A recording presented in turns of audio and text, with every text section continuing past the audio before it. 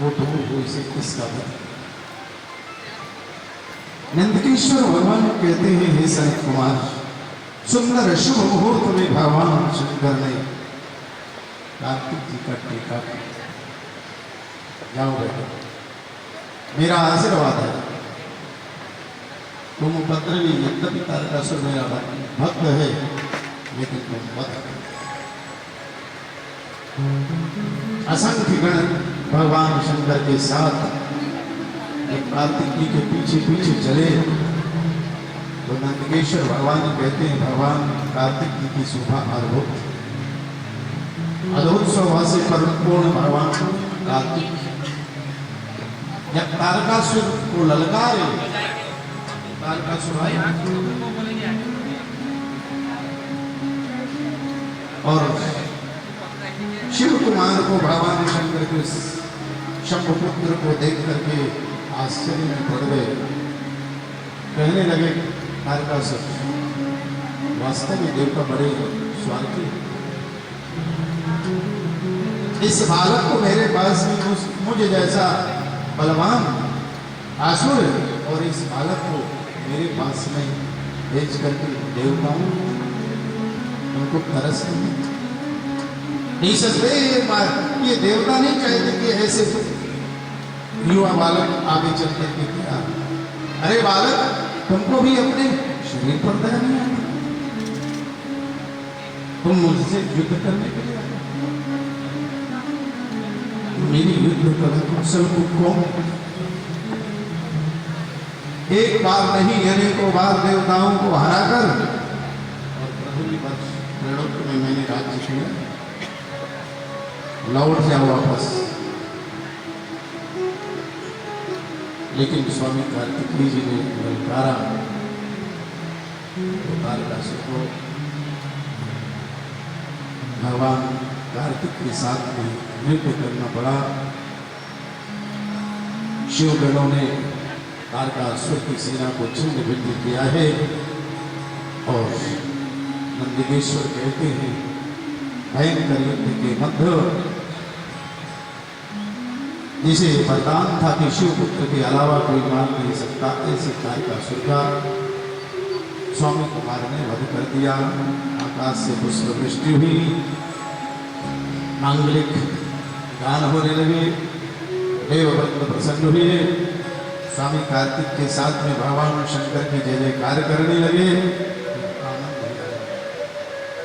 बोले कार्तिक भगवान, बाबा जी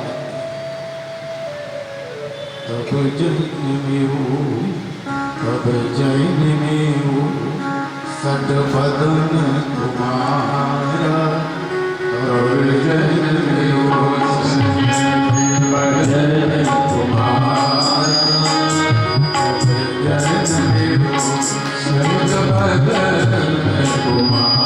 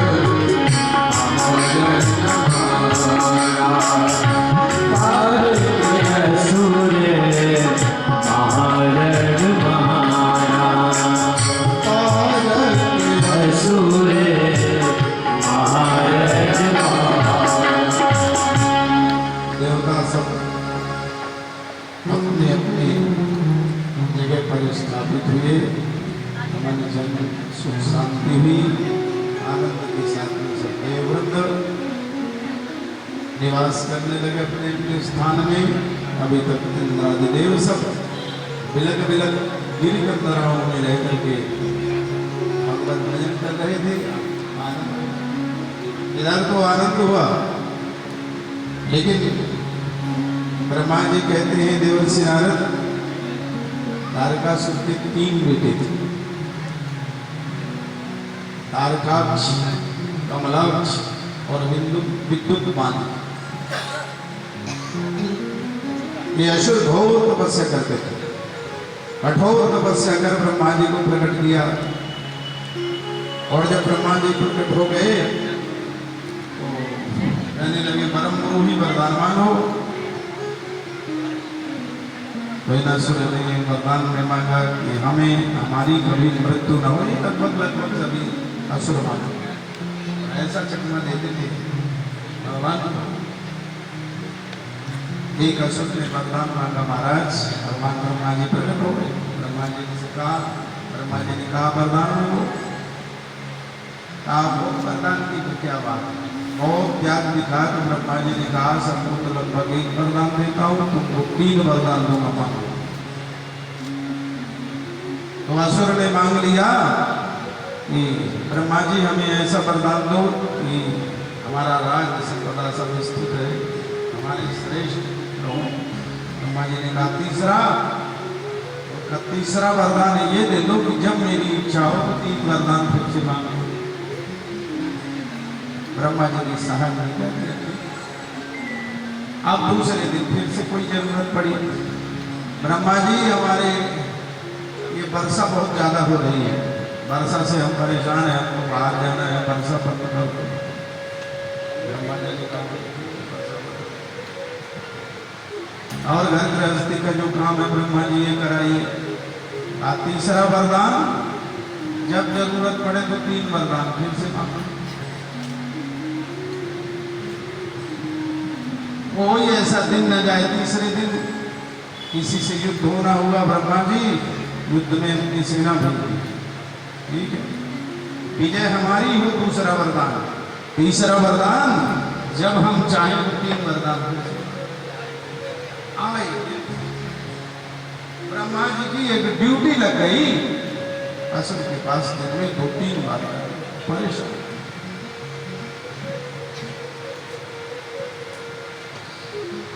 भगवान के पास में गए, भगवान भोलेनाथ से प्रार्थना करने लगे। ब्रह्मा जी क्या हुआ, हमारा प्रभु माँ देवादिदेव महादेव कृपा करो, हम बहुत परेशान हैं। बोले क्यों, आए असुर को वरदान दे दिए, 2 वरदान तो ठीक ठाक दिए, तीसरा वरदान में हर बार हमको 3 वरदान मिले, फिर बंधन में डाला, परेशान। शंकर भगवान ने कहा अब जब हम बुलाए तो मुझे याद करना है। भगवान अब वो असुर को नियम था, कोई भी आपदा विपदा आई तो ब्रह्मा जी को बुला लिया। भगवान शंकर को स्मरण किया, 2 वरदान जब मांगा, तीसरा मांगने लगा तो भगवान शंकर ही बुद्धि देते, बुद्धि को देने वाले भगवान शंकर। ध्यान रखना, बच्चे पढ़ाई नहीं कर रहे, बच्चों का मन चंचल है, शिवाभिषेक कराइए, भगवान शंकर को जल चढ़वाइए। नमः शिवाय। ज्ञान को देने वाले भोलेनाथ, तो पीछे से भगवान भोलेनाथ ने ऐसी सत्प्रेरणा दी, तीसरे वरदान में भगवान शंकर की भक्ति मांग ली। हर हर महान, भगवान की भक्ति ही सर्वोपरि श्रेष्ठ है। यदि भगवान की भक्ति मांग लिया तो सब कुछ बन गया। उन तीनों ने वरदान मांगा कि हमारी मृत्यु न हो। ब्रह्मा जी ने कहा न बच्चे को पंडित वेद पढ़े, न बच्चे को ऊंचे उठाए हटा, और न बच्चे को जंगल वास किए, न बच्चे को शीश रखाए जटा। कोई नहीं बचा, जो आया है संसार में सब गया है। दिल चार छलावल यो तुलसी नर नाम कोय ठाट, भला जो चहो हरि श्याम भजो, हरि नाम बिना कुछ काम न आना, नहीं आए सुबेरे ही काल कटा। संसार में जो भी आया बच नहीं पाया। हरि स्मरण करने वाले, शिव स्मरण करने वाले, भक्ति करने वाले ही संसार में रहेंगे, बाकी तो सारा सब कुछ ईश्वर है। तो वरदान में कोई और संशोधन कर लो। वरदान में संशोधन करने के लिए फिर उन तीनों ने कहा, प्रभु यदि आप हमको देना ही चाहिए दूसरा वरदान दे दो। बोले क्या? कि हमको ऐसा दुर्ग दीजिए कि जिसका कोई भेदन न कर पाए, और हमारा भगवान शिव के चरणों में सदैव मन लगा है। ब्रह्मा जी ने कहा, ये रही बात, ये मेरे अधिकार की बात है। ब्रह्मा जी ने कहा, इसे क्या चाहिए? तारकाक्ष ने स्वर्ग में महल मांगा, ठीक है। कमलाक्ष ने स्वर्ग में स्वर्ण महल मांगा। ब्रह्मा जी ने कहा ठीक। और कमलाक्ष ने आकाश में रजत महल मांगा, रजत दुर्ग मांगा, ठीक। और विद्युत माली ने धरती पर लौह महल, लौह दुर्ग मांगा। अब तीनों की दुनिया एक लाइन में, तीनों भाई त्रैलोक्य में राज करें, अपने पिता की दैवी संपदा को अपने कब्जे में कर ले। एक नियम जरूर तीनों का। असुर थे लेकिन भगवान शिव की बड़ी साधना, कहने का तात्पर्य धर्म की आड़ पर धर्म का सहारा लेकर के अधर्म करते थे। इसी के पास 1 रुपया भी न बचे, ठीक है, रखते थे। और सुबह से लेकर दोपहर तक भगवान की साधना करें और अपनी व्यवस्था करें। असुरों को इसलिए निशिचर कहा गया है, तो रात्रि में उपद्रव करें, त्रैलोक में हाहाकार मचावें। सब दुनिया दुखी हुई, सब दुनिया दुखी हुई तो भगवान नारायण के पास में सब लोग गए, प्रार्थना किए, प्रभु ये तारकासुर का जो उपद्रव है, ये असुरों का जो उपद्रव है, इसको आप शांत करें। भगवान विष्णु ने कहा, ये शंकर भगवान के बड़े भक्त हैं, एक बार सब लोग शंकर भगवान के पास में जाइए। और समस्त देव वृंद भगवान शंकर के पास में जाकर के भगवान शिव की भोलेनाथ से निराला, भोलेनाथ से निराला कोई और नहीं।